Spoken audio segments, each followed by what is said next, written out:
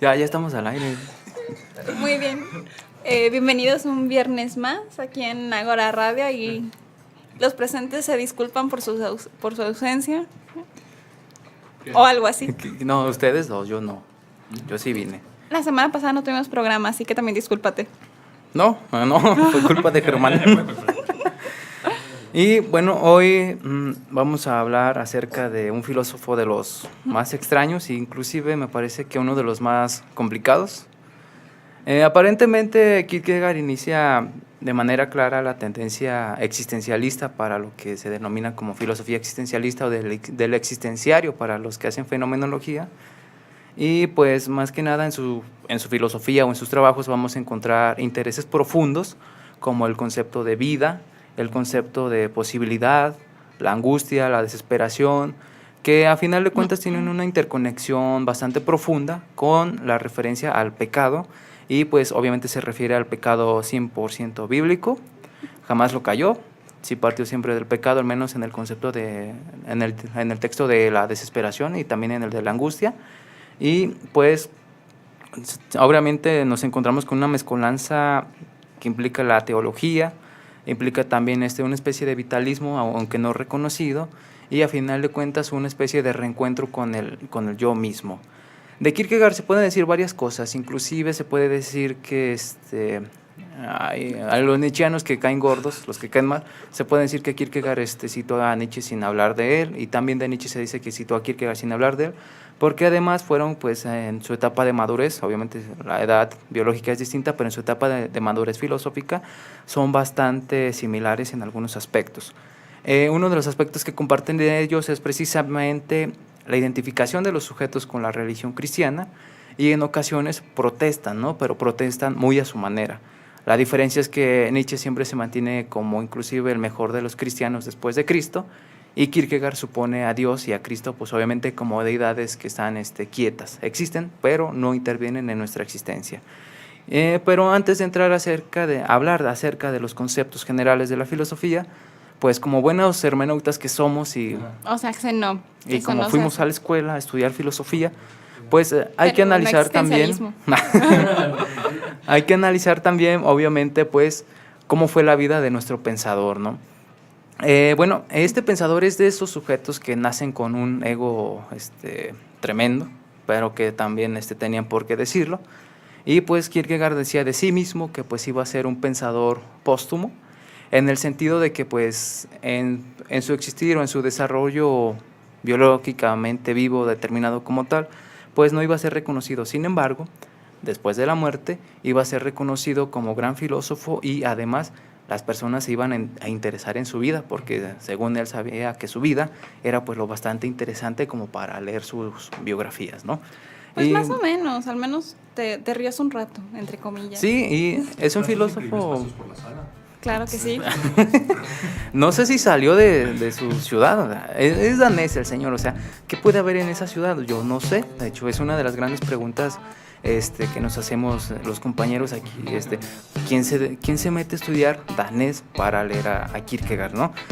¿Quién habla danés ahorita, no? Hay 1000 daneses en todo el mundo. No, o sea, sí, por ahí pues hay que recordar que el doctor Jorge Manzano, pues él sí había estudiado danés para leer a Kierkegaard, y creo que nada más para eso, ¿no? Sí, y pues digo que tuvo una vida interesante, pues y no directamente la suya, ¿no? Sino más bien directamente las personas que estaban implicadas en su desarrollo, ¿no? Pues su papá pues era un señor bastante religioso, pero que vivía al mismo tiempo, no sé, angustiado o limitado en su percepción de la propia vida, ya que pues él creía que por haber blasfemado el nombre de Dios, pues tenía la gran maldición de que sus hijos iban a morir a los 33 años, ¿no? La misma edad de Cristo. Está bien curioso su caso, ¿no? O sea, es un pequeño niño, es un niño, se sube a la piedra más alta que encuentra, que sale, puede ser la piedra. Una piedra cualquiera, probablemente. ¿Verdad? Y maldice a Dios. Y resulta que después de maldecir a Dios, pues todo le empieza a ir bien y de mejor a mejor. O sea, se lo llevan a la ciudad, hay un negocio, recibe una gran herencia y ya puede vivir más holgadamente. Sí. Pero también hay un asunto que él maneja mucho, que es una especie de culpa en su propia vida de por haber, desde que maldijo a Dios, él maneja una especie de culpa, ¿no? Inclusive se niega a ser feliz por lo mismo. Pues al final de cuentas lo que ese tipo de comportamientos paternales, sí, erráticos, pero al final de cuentas siguen siendo paternales y hay que ser claros en este punto, pues son los que incitan a Kierkegaard a preocuparse por cuestiones de la angustia que después devienen básicamente de la noción de pecado o del primer conocimiento, como aparece en el concepto de la desesperación. Y pues ¿qué tanto influyó el papá de Kierkegaard además de en estos aspectos tan escabrosos, ¿no? También hay que decir que pues el papá no simplemente era un sujeto angustiado, o que la influencia del papá era simplemente crearle angustia al pequeño Sioren, ¿no? Sino más bien... Tal vez sí. A lo mejor con la máscara de hockey, la angustia está por ti. No. Antes de las reformas educativas creo que así les iba, ¿no? Sí, pero el papá de Kierkegaard fue pues obviamente su primer educador. Y pues obviamente Kierkegaard se cría en un aspecto educativo que implica una academia pública, pero la crianza que tuvo Kierkegaard desde su casa era que el papá le contaba cuentos y que también creo que al cerrar el día entre los dos se ponían a inventar cuentos, ¿no?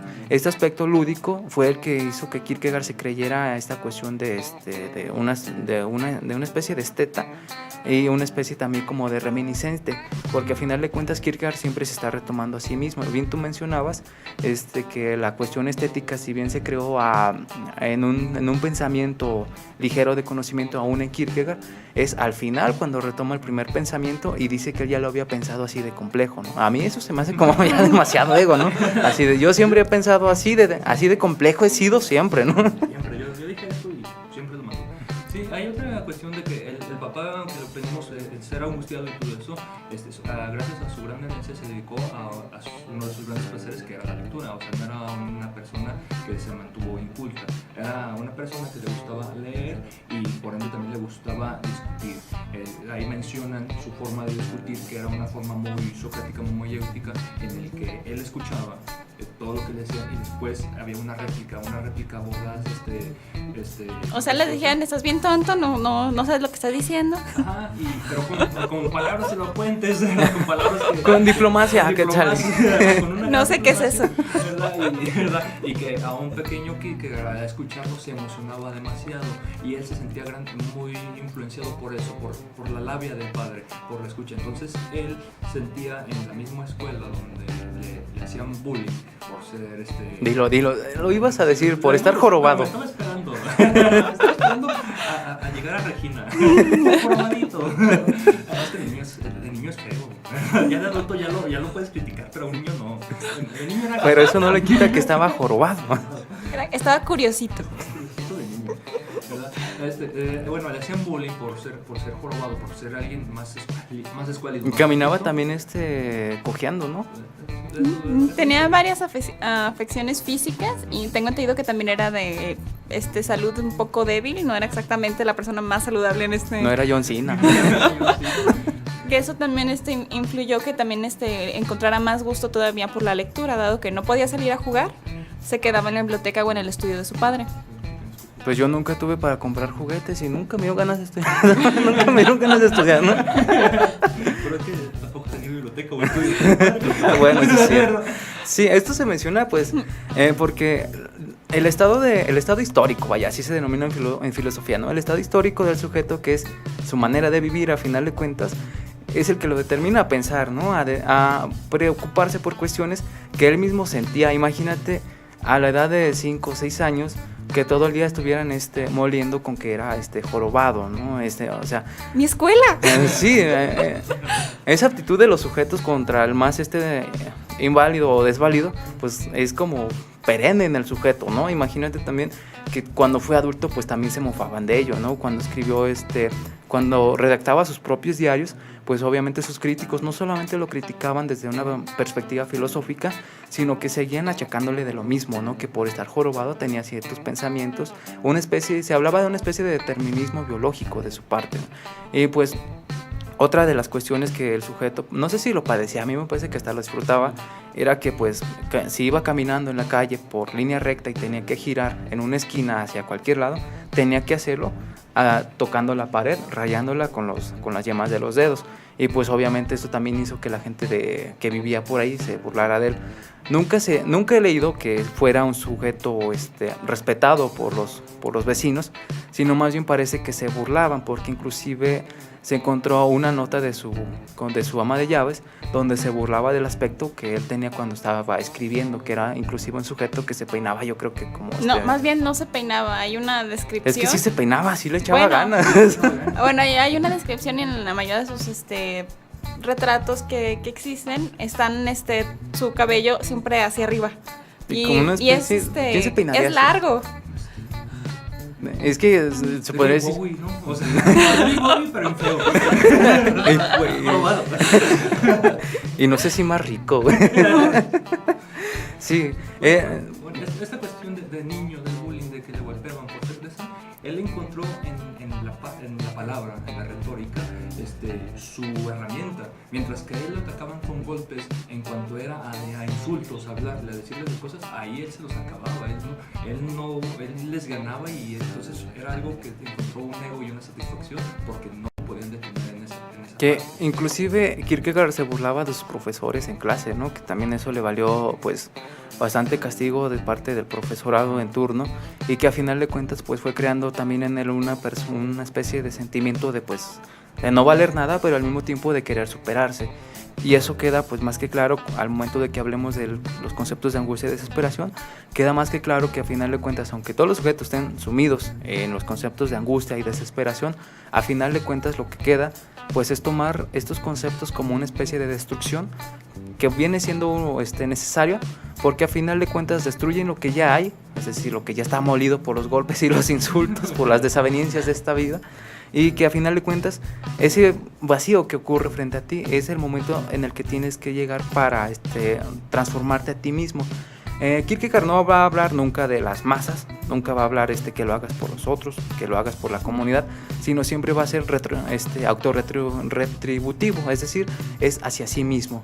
Todo lo que esté pasando es hacia sí mismo, y lo que tengas que hacer siempre debe ser para ti mismo. De hecho, ahí es un punto de quiebre donde está el pensamiento reinante, que es el hegeliano, que es se rechaza hasta cierto punto el individualismo del sujeto, y se opta por llegar al absoluto, por llegar a estos conceptos que Hegel maneja, ¿no?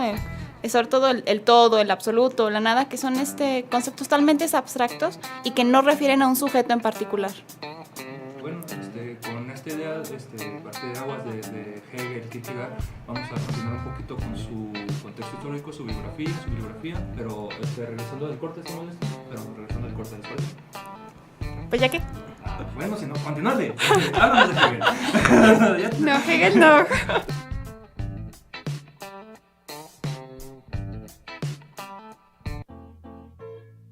La exquisita ignorancia radio. Oídos nuevos. Oídos nuevos para propuestas nuevas.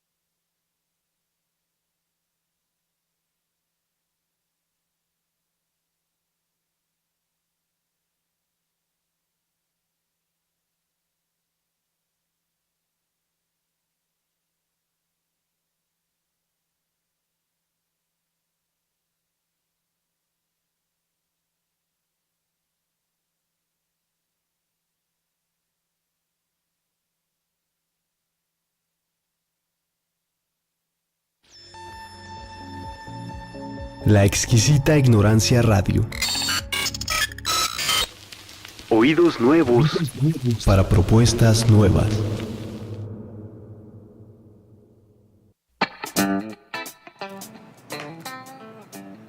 Y volvemos con la segunda parte de Agora Radio. Y aquí diciendo un montón de barbaridades sobre Kierkegaard, Yo le eché ganas, yo sí estudié. pero estás fingiendo que no. Y bueno, ya hablamos de su vida, ¿cómo decirlo? Suya, decía, personal.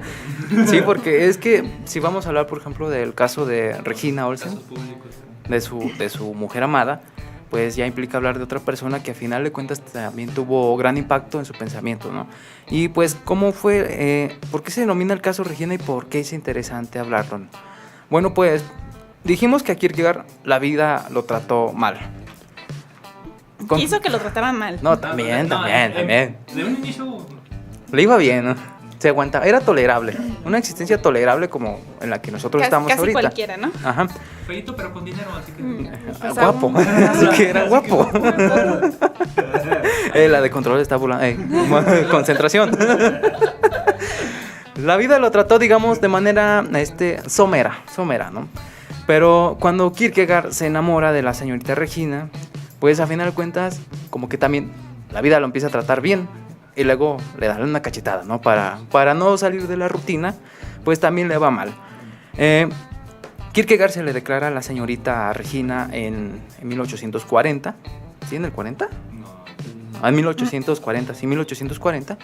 Y en 1841 decide romper la relación. Y no una relación como de noviazgo perenne a una juventud insulsa, sino más bien una relación que ya estaba implicando la cuestión del matrimonio. ¿Y cuál fue la justificación que dijo el muchacho inteligente del que estamos hablando? No puede ser feliz. Que no se atreve a ser feliz gracias a que él vive su concepto de angustia. Es una concepción bastante buena para quien quiera proclamarse divorciado. Ajá, y no suenas estúpido. Tan. Ajá. ¿No te cortaron? Ajá. Mi concepto fue el que me llevó a pensar tomar la esto, ¿no? decisión Ajá. de... Sí, claro. Y pues obviamente aquí no terminó esto, sino que también Regina se casa con un tal Schlegel, funcionario político de aquellas ciudades, y pues Kierkegaard seguía amando a Regina y Regina seguía amándolo. Y tal fue el punto, y esto es para que vean que la cuestión del Sancho actual no es tan moderna o tan nueva, o por la cuestión de Facebook que se sacan a exhibir. Kierkegaard tuvo todavía la decencia de ir con el nuevo esposo de Regina a pedirle permiso de seguir Viendo a cortejándola, inclusive, ¿no? Mandándole una carta, ¿no? Ajá, sí. Manda esta carta Para que sepas que voy a seguir con ella, que sigo bastante enamorado. Eso no sé si tomarlo como una cuestión de caballerosidad o sino una cuestión ya totalmente de cinismo, ¿no? Pues yo cínico, porque después te dijo, bueno, eso ahorita es tuya aquí, pero... Nomás que te vayas. Eternamente es mía. Sí. Ajá, es algo así como que es tuya mientras esté en tu casa, ¿no? Pero es eternamente mía. Y a final de cuentas, pues Kierkegaard fallece en uno de los viajes que tiene la señorita Regina con su nuevo esposo, funcionario, o sea, con mucho dinero. También se habla de un sujeto bastante influyente en la sociedad. Pero cuando Regina y el nuevo esposo regresan a la ciudad natal de Kierkegaard, se dan cuenta de que este joven pues ya había muerto. Y por lo cual Regina queda totalmente dolida contra Schlegel.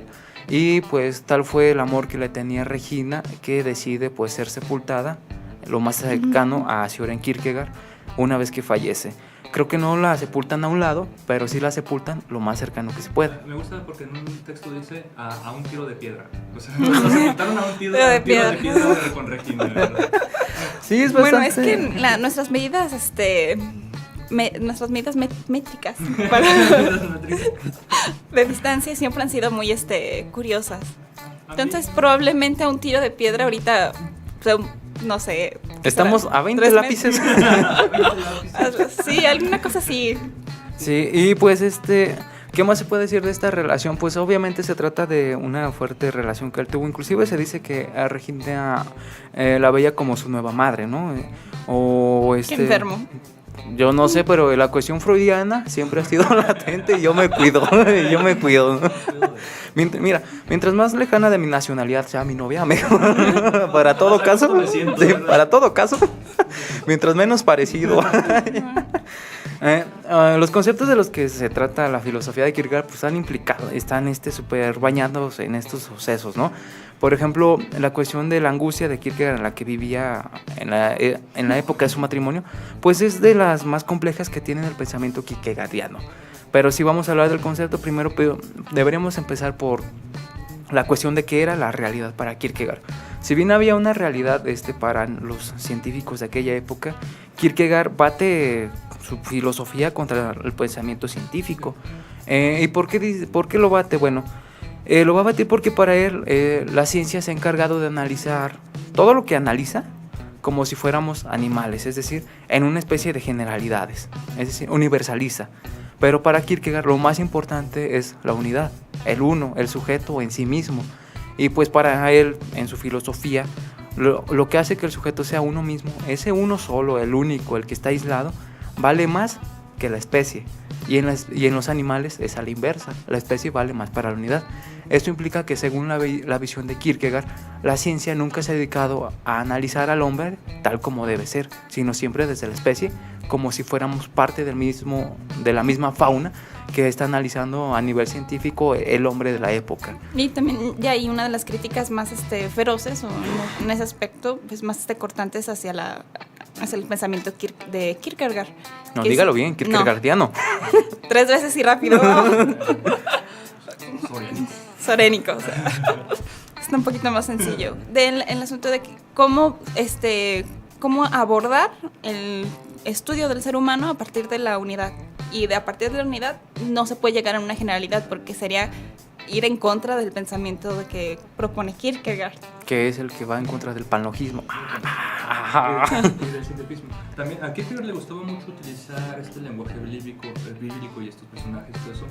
Hay una herramienta que él utiliza, que es cuando a Jesucristo, a Poncio Pilato preguntándole a Jesucristo qué es la verdad, y ahí es cuando demuestra todo el anticientificismo, porque dice que cuando Jesús dijo que qué es la verdad, dice yo soy la verdad, o sea, demostrando al individuo, que todo individuo que conoce la verdad lo demuestra en su vida, en su vivencia, siendo él el referente a esta existencia y no como un llenado de sistemas o un sistema completo que explique el devenir o el ser. Entonces, para Kierkegaard la verdad está en el individuo siendo, y ya es lo más. Ahora, sí, el ser siendo. Ahora, ya tenemos la primera pista, ¿no? La verdad absoluta o la verdad verdadera, porque habría 2 tipos de verdad, se encuentra en el sujeto, en la unidad del sujeto. ¿Cuál sería la manera de abordarlo? Bueno, la manera en la que lo hace Kierkegaard es psicologista, nada más, ¿no? Y es decir, si va a hablar de la realidad o de los sujetos, de qué es el sujeto, no vamos a encontrar cuestiones científicas, sino más bien vamos a encontrar aquellas emociones primordiales en las que el sujeto siempre está implicado, en las que el sujeto siempre está inmerso. Y pues las nociones en las que siempre está implicado el sujeto van a ser gracias a la existencia de la preocupación, y la preocupación va a ser más que nada una cuestión de la libertad y el tiempo con el futuro. Pero a final de cuentas se va a tratar de un pensamiento que va a ir corriendo desde la religión. Esto, según Kierkegaard, hay que agradecérselo a la religión. Desde que tenemos una noción de la religión como absoluto, nos damos cuenta de que estamos limitados. Y es en esta limitación donde entra la cuestión de la angustia. Y la angustia él va a decir que surge cuando nos damos cuenta de que podemos caer en un pecado, y también va a caer, y el que no ha sido pecador va a tener una angustia también compartida con el primero, porque tiene miedo de caer en el pecado. Es decir, le hagas como le hagas, vas a estar allí en la angustia. Y quizá el sujeto que no tenga conciencia de que está padeciendo esta angustia es el más angustiado de todos, porque es un sujeto que quiere ser superior a Dios y verse implicado en toda la naturaleza, en toda la existencia al mismo tiempo, como si fuera un absoluto eterno, un universal. Pero él dice que cuando el sujeto tiene esta tentativa, no va a crear un Dios como el bíblico, sino más bien va a crear el más horrible de los dioses, porque sería darse cuenta de que estás muriendo eternamente. Y también, hablando de la muerte, Kierkegaard va a decir que pues a final de cuentas la cuestión de la enfermedad mortal de verdad no existe, ¿no?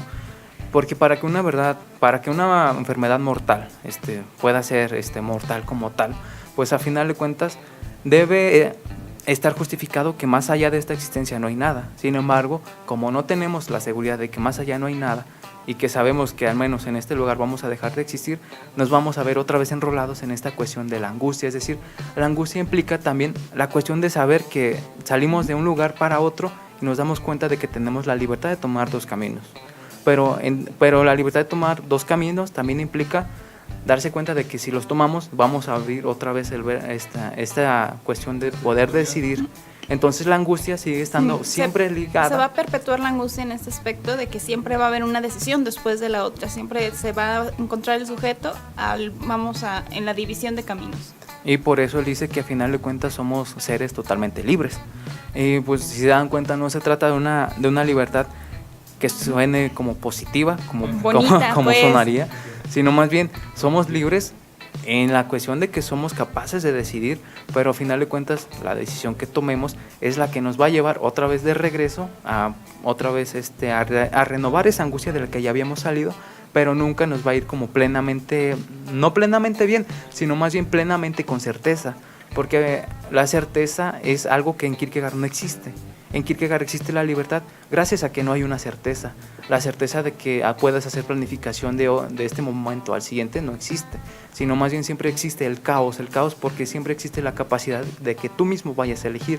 Y en esta cuestión, la elección del otro no implica que me vaya a ir de cierta manera, sino siempre implica que me va a ir de cierta manera respecto a mi propia decisión. Ese es uno de los... También es uno de los puntos principales en el pensamiento de Kierkegaard, e insisto, también es uno de los más criticados. Todo este asunto de poner el acento en el sujeto, también habla sobre si podemos encontrar una verdad absoluta, o si existe siquiera una verdad absoluta, que pues, es una parte que me parece que niegas, más bien poder llegar a ella o tener alguna certeza. Cuando renuncia a la certeza, renuncia a todo este rollo de los absolutos. Mira, he tenido una lectura de Kierkegaard más profunda que la de ustedes, compañeros. De 5 minutos antes de que empezara. Sí, no, la verdad es que ¿Fueron 10? sí podría existir una certeza absoluta, o igual se puede denominar como una verdad absoluta, pero esta verdad absoluta es totalmente inamovible. Es decir, estamos hablando de una cuestión bíblica también otra vez. Estamos hablando de Dios, que allí reside la verdad absoluta, la mera, pero Dios ya no interviene. Dios siempre permanece allí con sus propias aptitudes que son pues, superhumanas o ultrahumanas, pero a final de cuentas no interviene en la existencia como postulan los nuevos religiosos, que pues obviamente este es un punto que lleva a Kierkegaard a pelearse con el cristianismo de la época en la que Cristo o Dios estaban interviniendo de manera constante en la existencia de los individuos, pero para Kierkegaard no sucede así. Dios después de la creación se convirtió en un sujeto perezoso que ya no interviene en la existencia, ¿no? Ahora nos toca decidir a nosotros mismos y a final de cuentas gozar en el sentido de practicar nuestra propia libertad, pero siempre tomando en cuenta que vamos a estar siempre en este ciclo de la angustia o la propia desesperación, y la desesperación entra en conjugación con la libertad cuando te das cuenta de que eres tú mismo tomando siempre una decisión que te vaya a llevar siempre al mismo papel. Sales de la desesperación o de la angustia y te vas a la desesperación, una especie como de bucle infinito, pero que a final de cuentas la práctica no es descartada porque quiera como si fuera una formación. De hecho, estar en este bucle que suena aparentemente negativo es totalmente positivo, porque darse cuenta de tu propia existencia, de tu yo en una existencia, es la que lleva al sujeto a tomar las riendas de su propia vida y darse cuenta de que en cada instante puede renovar lo que ya ha sido mortificado o bañado en lágrimas o pesares profundos. Y no son pesares profundos al estilo de una psicología vana, sino más bien un pesar que va a trascender la mente y llega hasta el espíritu humano, como lo podría decir un religioso. Pero la diferencia entre Kierkegaard y el religioso es que Kierkegaard denomina como una especie de espíritu humano a la toma de conciencia, a la capacidad de la conciencia de tomar conciencia de sí mismo, ¿no? Kierkegaard habla así precisamente, no es que esté como cantinfleando, sino más bien... Sí lo hace. Sí lo hago, pero uso la práctica de la sinonimia, que está más chida. No, a la hora de leer a Kierkegaard encontramos mucho esta especie como de revoltijo o de juego de trabalenguas. lenguaje, más bien, que parece que está hablando efectivamente habla sobre un tema en específico, pero a la hora que lo aborda con este asunto de ser capaz de tener un amplio vocabulario, lo que hace es jugar con la misma palabra para transformarla y darle diferentes sentidos. Eso dicen las personas que no lo entienden. Estoy justificando el hecho de que no lo entiendo. Igual que uno justifica el hecho de que no le entienda a Hegel. Sí, También esa parte de la desesperanza, porque hay un texto donde también pasa la esperanza, o sea, la esperanza por el presente, la esperanza por el pasado, la esperanza por el futuro, también Pero no hay esperanza en el pasado. Esperanza en el que vive en el pasado, en el que vivió en un pasado idílico que no existió, entonces tiene la esperanza y por eso vive bien. O sea, no es... Es la ficción que se crea el sujeto para poder continuar. Para continuar viviendo, o sea, por eso sí hay como una cierta esperanza en el pasado. La esperanza del presente que no existe, o sea, ese plano no existe porque no hay. Y la esperanza del futuro está esta idea, esta esperanza inamovible que idílica, y la otra esperanza ya más angustiosa en el que se pierde toda certeza, se pierde todo capacidad de recrear o de tener algo, o de tener una visión a dónde ir, pero hay una esperanza de que hay algo más allá, algo que va a pasar. Entonces también juega con esa visión de la esperanza cuando menciona esto de la desesperanza, y volvemos a este juego de la desesperanza. Fíjate que también está muy padre cuando dice que el sujeto siempre está muriendo la muerte, ¿no? Claro, súper profundo. Ven. Y así lo dice él. ¿Qué si nos vamos a corte cortando? No, porque ya quedan 10 minutos. Entonces nos vamos a conclusiones concluyendo. No, nada más lo de muriendo la muerte, ¿no? Bueno, con ello Kierkegaard no está jugando con nuestra mente a través de su capacidad intelectiva. Lo intenta, pero nomás nos burlamos. No, se refiere... La probada, o sea, no solo era por la probada. Era una tortuga ninja, ¿no?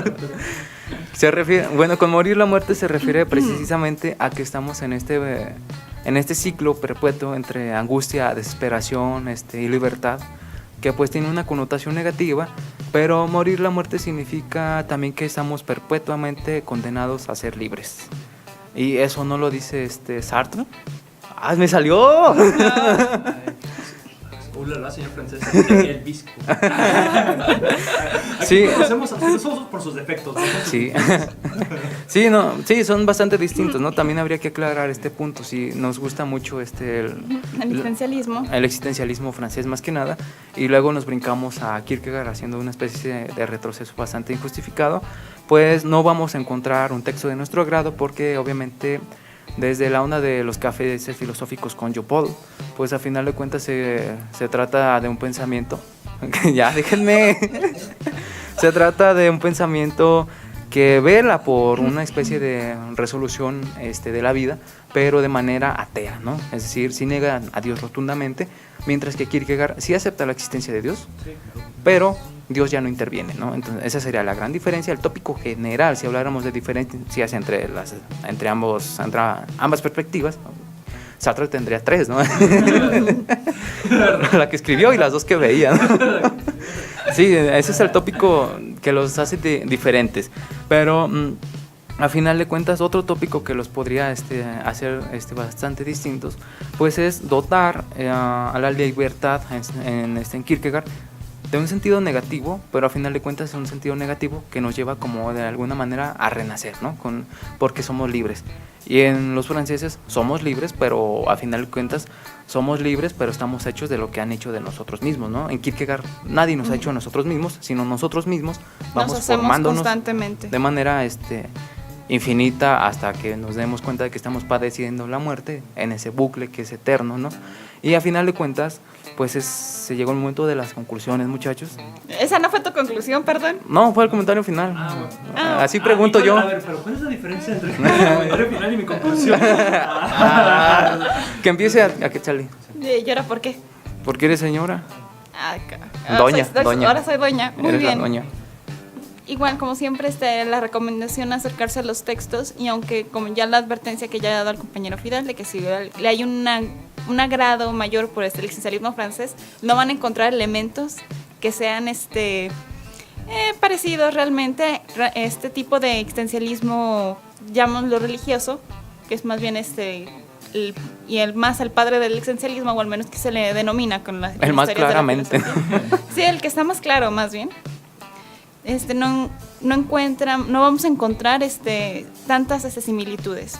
Más allá del acento en el sujeto y la percepción de las pasiones dentro del mismo y cómo afectan a su alrededor, probablemente son los únicos puntos de encuentro entre ambos existencialismos. ¿Ya me toca? Ya te toca. Le toca al Don. Me toca el don. Bueno, Kierkegaard se me figura una figura demasiado interesante en su forma, en su persona, en su... No, hombre, sí. Claro, ¿verdad? ¿La joroba es interesante? La joroba es interesante, así redondita. Uno de sus... Parecía horno de pizza, güey. O el tupecito. Claro, que se adelantó, eso es como de... Saiyajines, ¿no? Elvis Presley. Es que era rubio, Ya, entonces era un ya, Saiyajin. rápido. Siempre interrumpen las mujeres en lo que uno dice.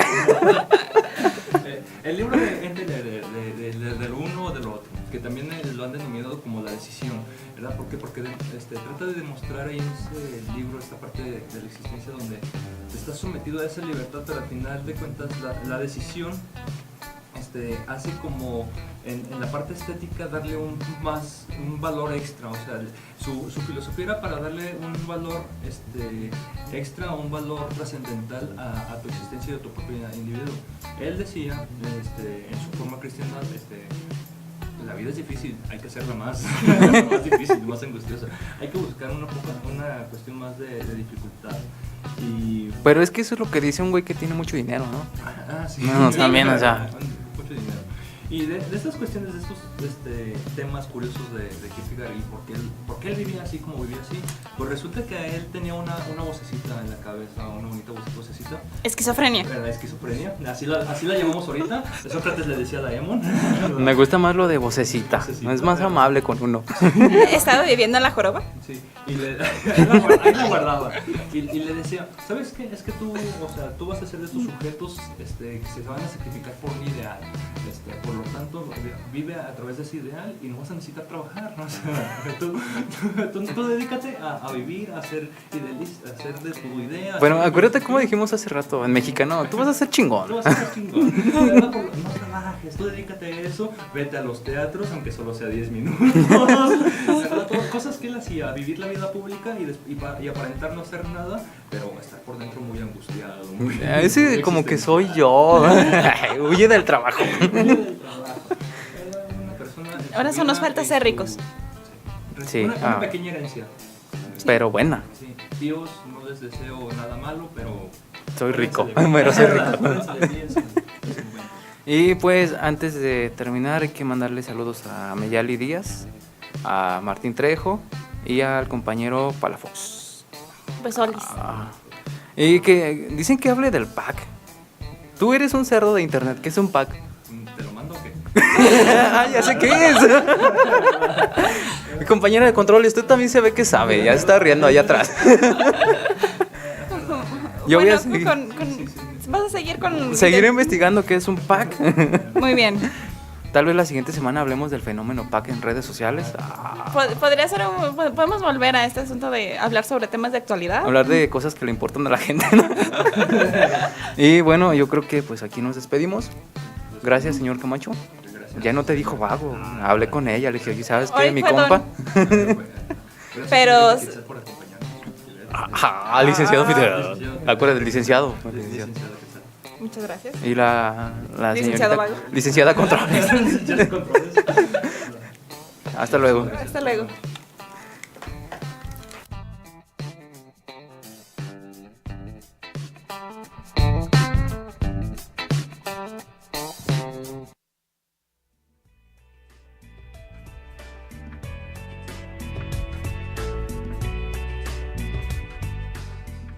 Agora, el mejor modo de pensar es preguntando.